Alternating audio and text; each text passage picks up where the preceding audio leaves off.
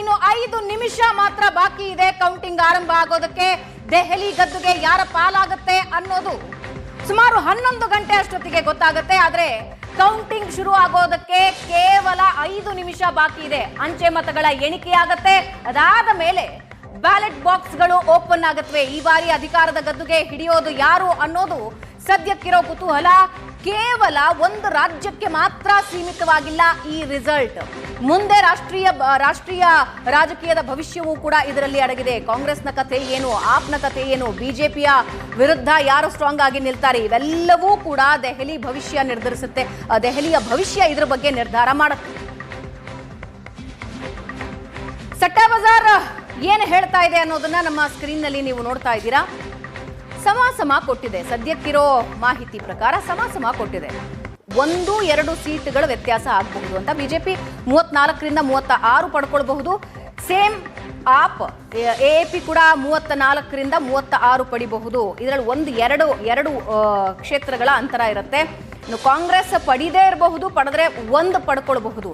Magic number 36, 70 total ಕ್ಷೇತ್ರಗಳಲ್ಲಿ 36 magic number.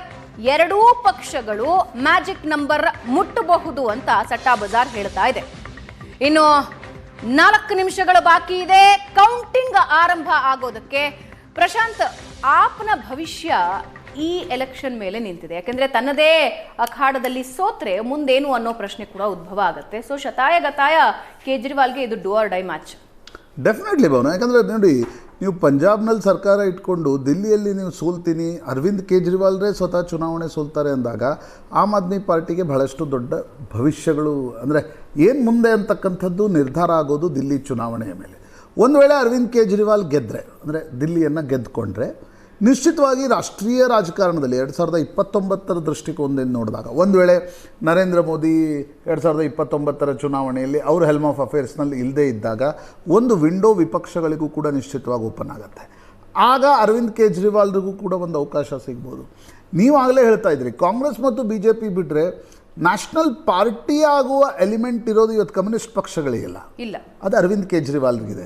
Gujarat ಅಂದರೆ expansion Arvind ಕೇಜ್ರಿವಾಲ್ರಿಗೆ ಸುಲಭ ಆಗುತ್ತೆ. ಯಾಕಂದರೆ ಯಾವುದೇ ಒಂದು ಜಾತೀಯ ಪಾರ್ಟಿ ಅಲ್ಲ, ಅವ್ರಿಗೂ ನ್ಯಾಷನಲ್ ಎಲಿಮೆಂಟ್ ನಿಶ್ಚಿತವಾಗಿದೆ. ಹೀಗಾಗಿ ದಿಲ್ಲಿಯನ್ನು ಮತ್ತೊಮ್ಮೆ ಗೆದ್ದುಕೊಂಡ್ರೆ ಅರವಿಂದ್ ಕೇಜ್ರಿವಾಲ್ರಿಗೆ ನಿಶ್ಚಿತವಾಗಿ ರಾಷ್ಟ್ರೀಯ ರಾಜಕಾರಣದಲ್ಲಿ ಒಂದು ಇನ್ನಿಂಗ್ಸ್ ಆಡುವ ಅವಕಾಶ 2029ರಲ್ಲಿ INDIಗೆ ಅವರು ಮುಂದಾಳತ್ವನು ವಹಿಸ್ಕೋಬಹುದು ಮುಂದಿನ ದಿನಗಳಲ್ಲಿ. ಅದೇ ಗೆದ್ದರೆ ನಿಶ್ಚಿತವಾಗಿ. ಯಾಕಂದರೆ ಹರಿಯಾಣ ಮತ್ತು ಮಹಾರಾಷ್ಟ್ರ ಸೋತ ನಂತರ INDI ಒಕ್ಕೂಟಕ್ಕೂ ಕೂಡ ಒಂದು ಗೆಲುವಿನ ನಿರೀಕ್ಷೆ ಇದೆ ನಾನ್ BJP ಪಾರ್ಟಿಗಳಿಗೆ. ಅದು ಅರವಿಂದ್ ಕೇಜ್ರಿವಾಲ್ರಿಗೆ ನಿಶ್ಚಿತವಾಗಿ ಸಹಾಯ ಆಗ್ಬೋದು. ಅಟ್ ದ ಸೇಮ್ ಟೈಮ್ ಸೋತ್ರೆ ಆಮ್ ಆದ್ಮಿ ಪಾರ್ಟಿಯ ಸ್ಟ್ರಕ್ಚರ್ ಕೂಡ ಕೊಲ್ಯಾಪ್ಸ್ ಆದರೂ ಆಶ್ಚರ್ಯ ಇಲ್ಲ. ಯಾಕಂದರೆ ಅರವಿಂದ್ ನೋಡಿ, ಯಾವತ್ತೂ ಕೂಡ ನೀವು ಅಧಿಕಾರದಲ್ಲಿದ್ದಾಗ ಪೊಲಿಟಿಕಲ್ ಪಾರ್ಟಿಯನ್ನು ನಡೆಸೋದಕ್ಕೂ ಅಧಿಕಾರದಲ್ಲಿ ಇಲ್ಲದೇ ಇದ್ದಾಗ ಪೊಲಿಟಿಕಲ್ ಪಾರ್ಟಿಯನ್ನು ನಡೆಸೋದಕ್ಕೂ ಅಜಗಜಾಂತರ ವ್ಯತ್ಯಾಸ ಇರುತ್ತೆ. ಮತ್ತು ಬೇರೆ ಪಾರ್ಟಿಗಳಿಗೆ, ಈಗ ದೇವೇಗೌಡರ ಪಾರ್ಟಿಗೆ ಒಕ್ಕಲಿಗರ ಒಂದು ಬೇಸ್ ವೋಟ್ ಇದೆ. ನಿಮಗೆ ಮುಲಾಯಂ ಸಿಂಗ್ ಯಾದವ್ರ, ಅಖಿಲೇಶ್ ಯಾದವ್ರ ಪಾರ್ಟಿಗೆ ಯಾದವ್ ವೋಟ್ ಬೇಸ್ ಇದೆ. ಆದರೆ ಈ ರೀತಿಯ ಪಾರ್ಟಿಗಳಿಗೆ ವೋಟ್ ಬೇಸ್ ಇರಲ್ಲ, ಜಾತಿ ವೋಟ್ ಬೇಸ್ ಇರಲ್ಲ. ರೈಟ್ ಪ್ರಶಾಂತ್, ವಾಪಸ್ ಬರ್ತೀನಿ.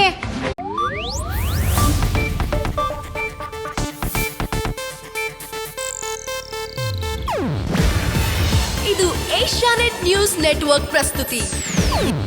ನೀವು ನೋಡ್ತಿದ್ದೀರಾ ಏಷ್ಯಾನೆಟ್ ಸುವರ್ಣ ನ್ಯೂಸ್.